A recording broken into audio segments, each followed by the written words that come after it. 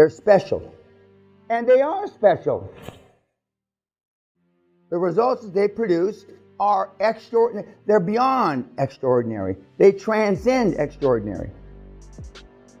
Now you compare their results, and they don't hang. They don't chill. They don't go to the Super Bowl. They don't go to the fucking World Series. They don't go to anything.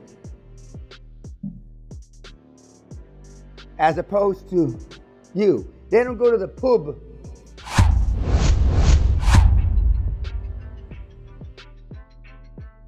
It's funny, I dreamt in French last night. Your mind doesn't know you're full of shit, your subconscious.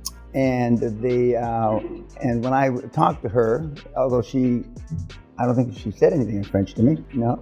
But I dreamt back when I was a kid and I had to go to school and wearing a little beret but the teaching point is that your subconscious doesn't know that it's subconscious. And it doesn't know.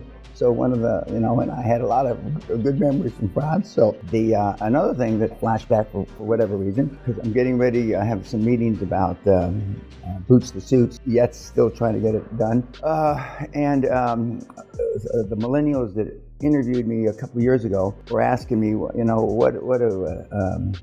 the guys, the big hitters, what's so different about them, and not dissimilar to the personality psychology of a high-performance person that we've discussed here for 2 days. And they said, can you give us a couple of examples? And I remember we're sitting in a room, there was 5 guys, 5 gals, and a guy came in late into the meeting. And I said, well, what are 2 things that a very wealthy person can do? And I said, well, one thing is that if I asked one of the gals, does anybody in here have a business outside this thing? Or do any of your husbands have businesses? And so one of the gals said, yeah, my husband has in the pickle business. For real, I thought she was yanking my chain, but in the pickle business. And I said that, what does he do? And he manufactures pickles. And I think it was in Torrance, California, his pickle factory was, of all places. I said, yeah, and is it less than 10 million? And I knew it was 10 million, less than 5 million in revenue.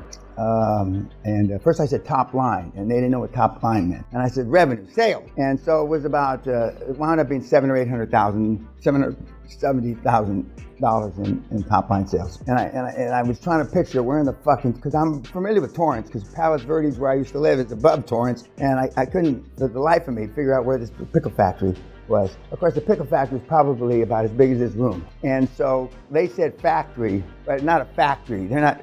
What they're doing is they're shipping, pickles from someplace. But anyway, she called it a pickle factory. So I said, does he have any debt? Or as they say in Europe, debt. We still don't know why they call it debt here in Europe. But anyway, do they have any debt? She goes, oh yeah, we have.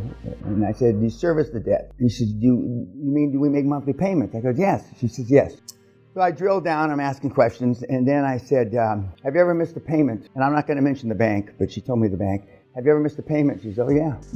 Well, we missed several payments. In a row? She said, no, not in a row. Because in a row, they may repossess your pickle factory. And I mean, her fucking jaw dropped out, like her fell out of her face. And then I said, have you ever missed 2 payments in a row? Yes. And I said, well, I can go to that bank and I can probably buy, well, maybe not because they owed $170,000. And I could probably buy the debt from the bank. And now you owe me the money and I foreclose and take your pickle factory. And she and everybody in that fucking room turned, not white, but there's a couple of black people, so they didn't turn white, but they were dumbfounded. And she says, well, how long has that been around?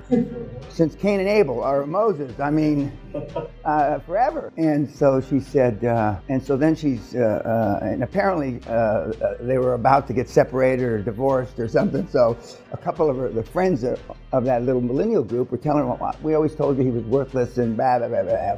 And, but that's something that's not taught in the B schools. The most famous case in recent years, and you're going to get a handout later today, when Carl Icahn bought the debt from Donald Trump for his casinos in Atlantic City and took over the casinos. And that was in 2005. But it happens all the time. But the average Nimrod doesn't know that. I'm going to read you something today after the break that one of you sent me, that the National Association of Chartered Accountants just came out with a manual here. Chartered accountants is like a CPA, and the professional organization. And in big bold letters, they're talking about what services they can give. And then they said cash flow lending, which is the basis of what we do, is not possible for companies that start up. And it says there, big. And I'm going to read it to you when you get it. And clearly it is. So the world of finance is filled with, remember that big pile of shit that I showed you, that dinosaur shit? Bullshit. The second thing, when I was talking to millennials about boots and suits, they said, well, what else is different? And I said, well, I mean, most very wealthy people don't have budgets. They're impulse buyers, and which all the gals in the room like that, because gals are allegedly impulse buyers. So you saw Steve last night, Mr. Personality himself. And what are some of the takeaways about Mr. John? And that's the second movie about Steve. The third movie's coming out next year, and it's going to be a fucking humdinger, okay? Because every time they make a movie, it gets worse. The longer you're dead, I can't even imagine what the movies after I'm dead, what they're going to be like. But what about Steve? Yeah. You're always much similar to what you've been preaching over and over again. He was completely indifferent to whether people liked him or not. And in fact, when one of his employees said, "I like you," he says, "Well, that's a shame, because I liked you." So when he found out he liked him, he no longer liked him. Correct. From his lips and my lips to the Lord's ears. You have no idea, and I'm not just talking about the personal development guys, what they think of you, because they just think you're a fucking moron. They're buying their shit. But the high performance people on this planet, save the Pope, I'm going to give him benefit of the doubt, maybe the Dalai Lama, and 4 or 5 others that are in the Bible thumping business or the Quran thumping business, but they don't give a shit. This shows you how distant your parent and your grandparents are from reality. They don't care, not even a little incy-bincy, until they get older and they're trying to paint their legacy, like we've talked about already, myself included, just in case there is a heaven, we're going to buy our fucking way there. But until they get old, they don't give a shit. What else about Steve? Yes, sir. People don't know what to buy until I show them what to buy. That you create a perception that people will beg. He was a master at that, yeah. When you start getting successful, everyone starts fucking pouting around you and trying to morality, make you more moral and bring you down. It's a circle of pouting. Well, let's stop there. There's a teaching point. Morality does bring you down, and in the sense that you're creating jobs, you're creating, capitalism works. We're pretty much proving that. Even China's turned to capitalism of a sort. Russia turned to capitalism. So we're creating jobs, gross national product, and we're paying, some of us pay taxes, etc. But they want to cross it over with morality and moral issues. Remember, as long as it's legal, moral, and ethical, anything goes with PLA. And morality and ethics can swing in the wind, depending on where you are and which side of the table you are. Legality, where there is a rule of law, there's a rule of law. But then it's who has the best lawyers to interpret that rule of law to either a jury and or a judge. But the people that you associate with heretofore, for the most part, maybe one person in your life hasn't followed that path. They find religion, which they say is the opiate of the masses. Whether there's a God or not is not really important. I mean, Lenin said this, 125 years ago, because poor people have to have something to congregate around. Why? We already know life's not fair, and a couple of you unfortunately lost children, babies. If there was a real God, the saying goes in the Bible, that shouldn't happen and that kind of thing. So they congregate around morality, stroke religion. What else about Steve? Yep. I might be wrong, but all this.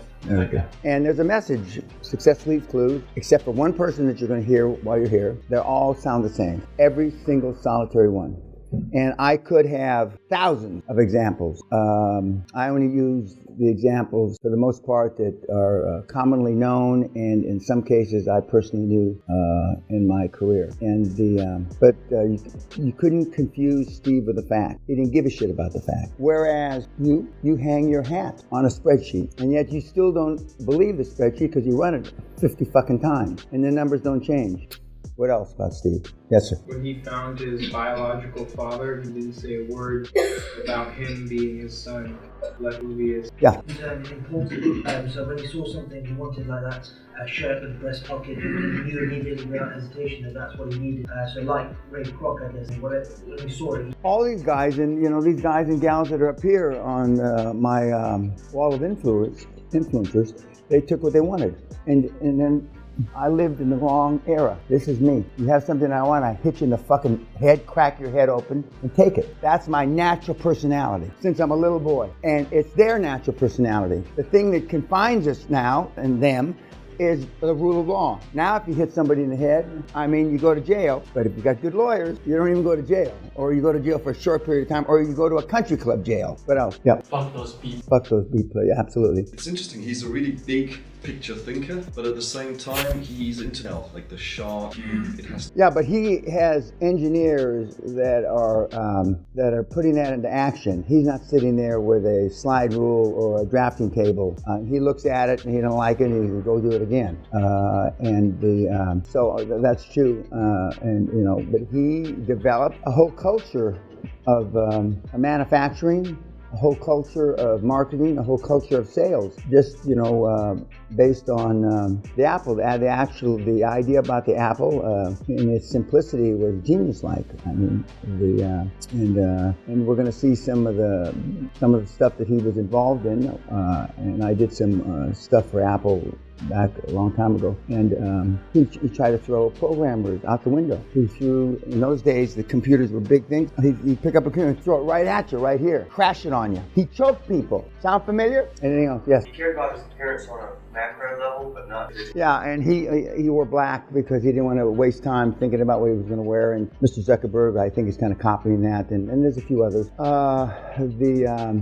And he turned to religion when he found out he had cancer, inoperable cancer. And we have some statements from some people that were with him when he passed, his stepsister, contrary to what's written on the internet about how he was sorry about the shite. He wasn't sorry about fucking anything. He only wish he fucked more people. And you're going to hear some statements from Wozniak, because one of my mentees is Wozniak's mentor, the Woz. One of my mentees is his mentor.